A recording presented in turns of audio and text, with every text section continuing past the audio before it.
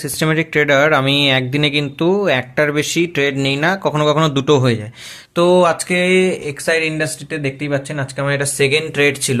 ঠিক আছে, এক্সাইড ইন্ডাস্ট্রিতে অনেক আগেই ঢোকা যেত, 11টা 5 বা 11টা 15 নাগাদ ঢোকা যেত। কেন ঢোকা যেত একটু দেখে আমাকে জানাবেন তো। ঠিক আছে, আমার স্টুডেন্টদের এটা পড়ানো আছে নিশ্চয়ই, এখানে একটা স্ট্রাকচার আছে, সেই স্ট্রাকচারটা দেখে আমাকে বলবেন। আচ্ছা, তো যাই হোক, কালকে যে ক্লাসে পড়িয়েছিলাম পুল ব্যাক মনে আছে? সেই পুল ব্যাক সেটআপে কিন্তু আজকে আমি একটা এন্ট্রি নিয়েছি। দাঁড়ান, আমি একটু টাইম ফ্রেমটা ছোট করে নিই, 3 মিনিট টাইম ফ্রেমে ভালো করে দেখতে পাবেন। আচ্ছা, এখানে একটা পুল ব্যাকে আমি এন্ট্রি নিয়েছি, এই যে ব্লু কালারের অ্যারোটা মানে আমার এন্ট্রি এখানে হয়েছে। আর এক্সিট নিয়েছি আবারও 1:1, তো আমি মিনিমাম নেই জানেনি, এই দেখুন 1:1। এইখানে কিন্তু আমি আজকে সেকেন্ড ট্রেডে বেরিয়ে গেছি, তার মানে আজকে দুটো ট্রেড নিয়েছি, দুটোই প্রফিটেবল। আচ্ছা, এখানে আমি 1:2ও পেতে পারতাম, কিন্তু আমি আর ওয়েট করিনি, কারণ প্রায় এখন দুটো বেজে গেছে। তো জানেনই যে সেকেন্ড হাফ পর্যন্ত আমি ওয়েট করতে খুব একটা পছন্দ করি না। তো সেখানে 1:1 খুব তাড়াতাড়ি পেয়ে গেছি, এইখানে ঢুকেছি, এইখানে বেরিয়ে গেছি।